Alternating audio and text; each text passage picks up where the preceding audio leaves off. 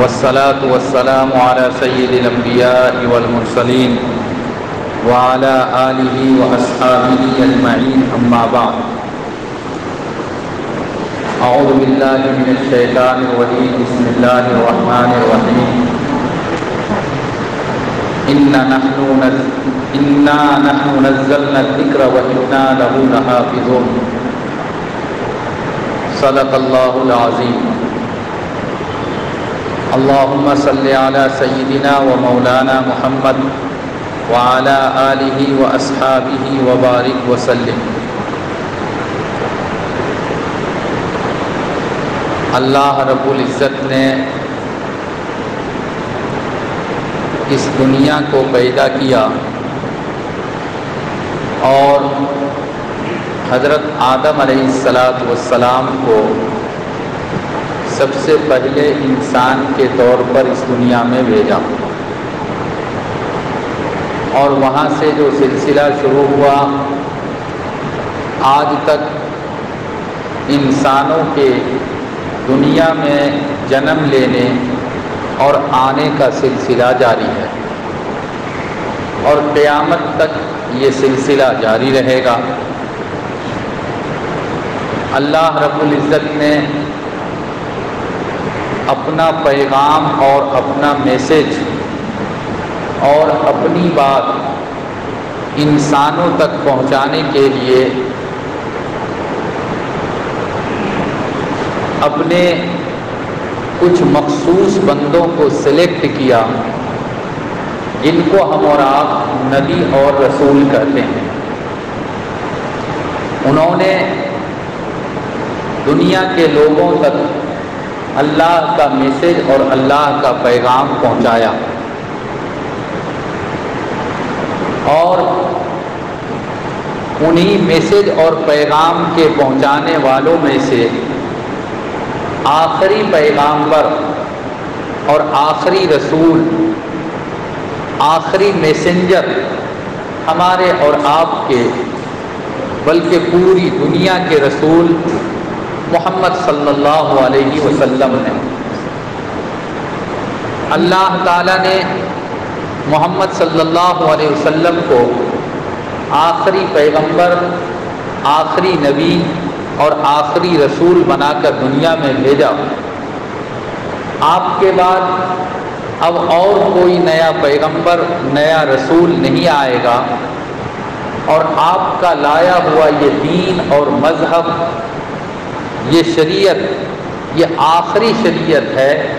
اب اس کے بعد اور کوئی شریعت اور کوئی مذہب آنے والا نہیں ہے۔ لیکن آپ صلی اللہ علیہ وسلم کی شریعت پر اور اس آخری دین پر ہر زمانے میں اس کو مٹانے کے لیے، اس کو ختم کرنے کے لیے الگ الگ طریقے سے الگ الگ لوگوں نے کوشش کی۔ تاریخ بہت لمبی ہے، مجھے صرف ایک خاص بات کو بتلانا ہے، اس لیے بہت ہی شارٹ میں ایک بات میں بتانا چاہ رہا ہوں کہ ہمارے اس ملک میں بھی یہ آخری دین اور آخری شریعت، آخری مذہب اسلام پہنچا۔ بعض حضرات نے تو لکھا ہے کہ اللہ کے رسول صلی اللہ علیہ وسلم کے زمانے ہی میں انڈیا میں، ہمارے اور آپ کے ملک میں اسلام پہنچ چکا تھا۔ بعض حضرات نے لکھا ہے کہ صحابہ کرام کے زمانے میں یہ دین اور یہ شریعت اور یہ مذہب اسلام یہاں پہنچا، اور اس کے بعد سے مختلف شکلوں میں، مختلف طریقوں سے یہاں کے کچھ لوگ اسلام کے ماننے والے، کچھ لوگ انکار کرنے والے ہر زمانے میں رہے، یہاں تک کہ اسلامی حکومت کا یا مسلم حکومت کا ایک دور یہاں شروع ہوا، اور پھر مغل بادشاہوں کا زمانہ آیا، نوابوں کا، راجاؤں کا دور آیا، اور بالآخر ایک وقت ایسا آیا کہ سن 1600 کے بعد اس ملک میں انگریزوں کی آمد شروع ہوئی۔ کاروبار اور بزنس کا سہارا لے کر، بزنس کا نام لے کر وہ لوگ یہاں آئے اور یہاں کی حکومت میں وہ دخیل ہو گئے، یعنی اندر آہستہ آہستہ گھس گئے۔ اور ایک وقت ایسا آیا کہ مختلف مقامات اور مختلف علاقوں میں، مختلف صوبوں میں مسلم غیر مسلم راجاؤں نوابوں کے ساتھ ان حضرات کی لڑائی ہوئی، ان کو مقابلہ کرنا پڑا، اور 1857 میں بالآخر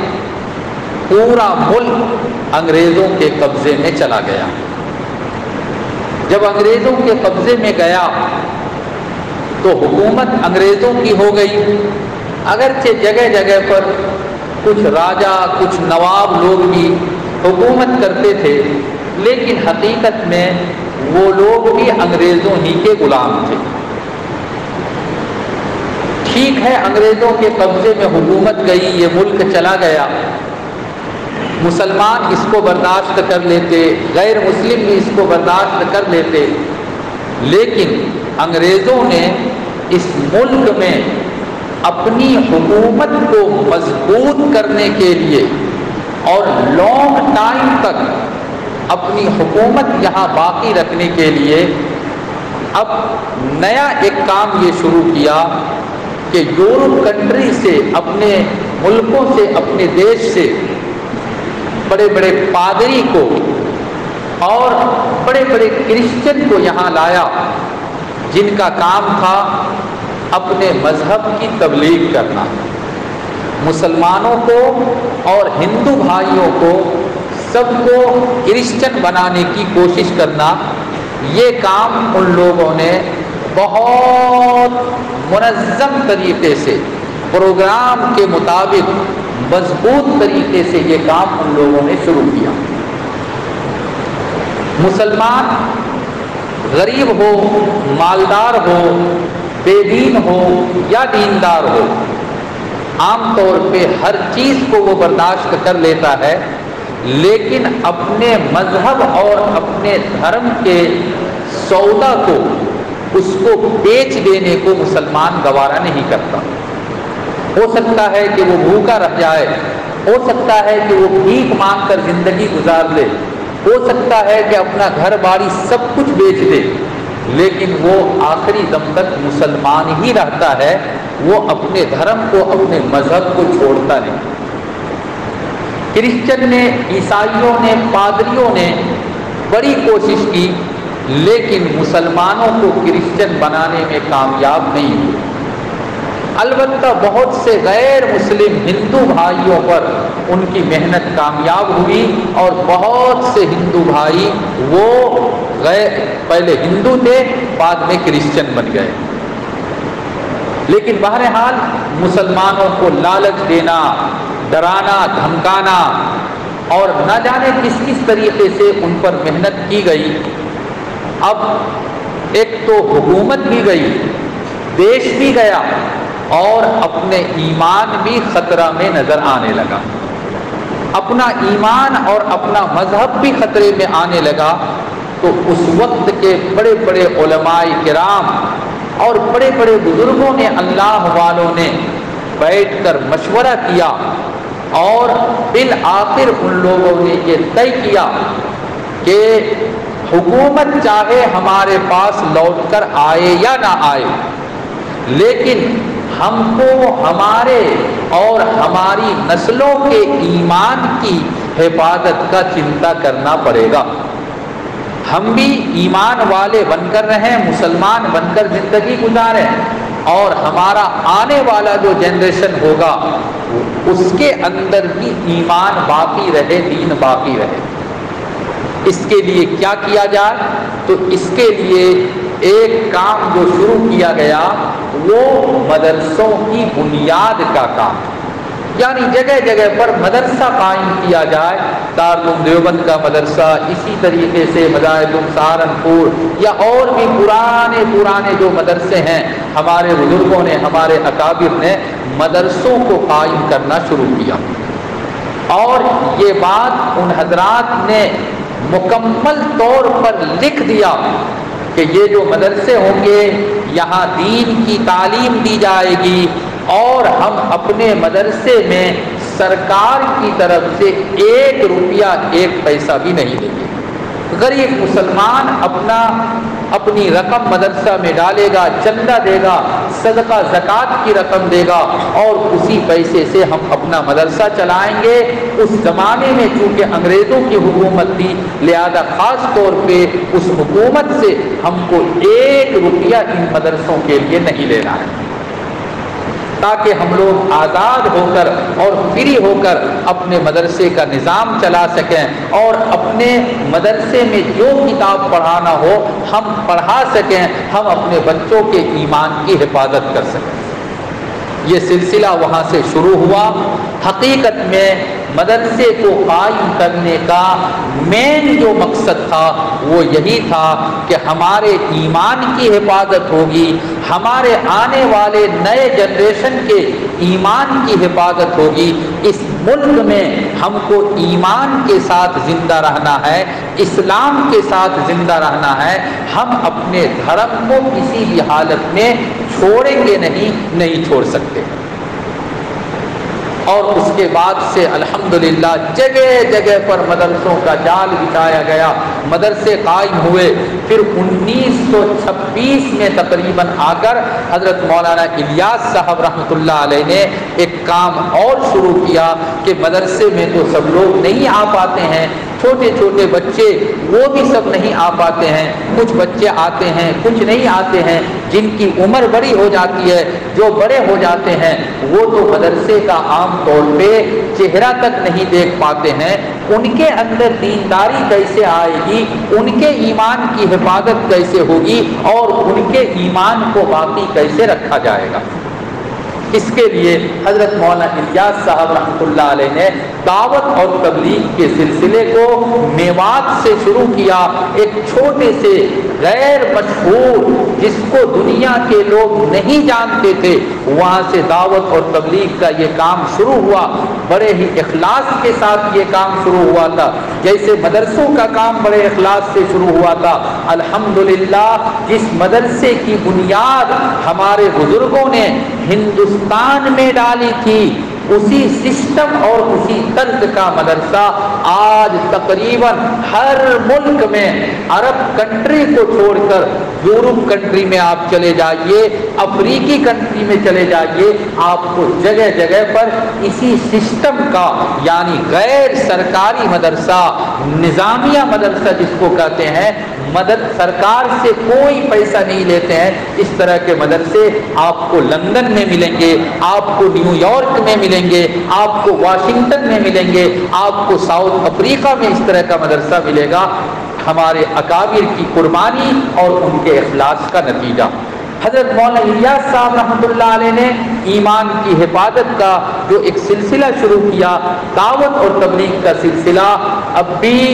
2026 نہیں آیا ہے، یعنی 100 سال پورا نہیں ہوا، اور دعوت اور یہ تبلیغ کا سلسلہ الحمدللہ دنیا کے کونے کونے میں یہ کام چل رہا ہے۔ ہمارے نسل کے ایمان کی حفاظت کا یہ کام الحمدللہ ہو رہا ہے۔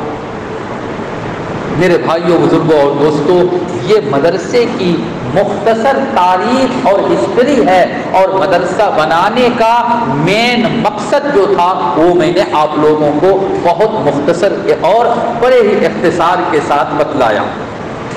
اب حالات ہمیشہ آتے ہیں، ایمان کے ساتھ حالات نہ آئے یہ تو نہیں ہو سکتا۔ ام حسبتم ان تدخلوا الجنہ ولما یأتکم مثل الذین خلوا من قبلکم مستهم البأساء والضراء وزلزلوا حتى يقول الرسول والذین آمنوا معه متى نصر اللہ۔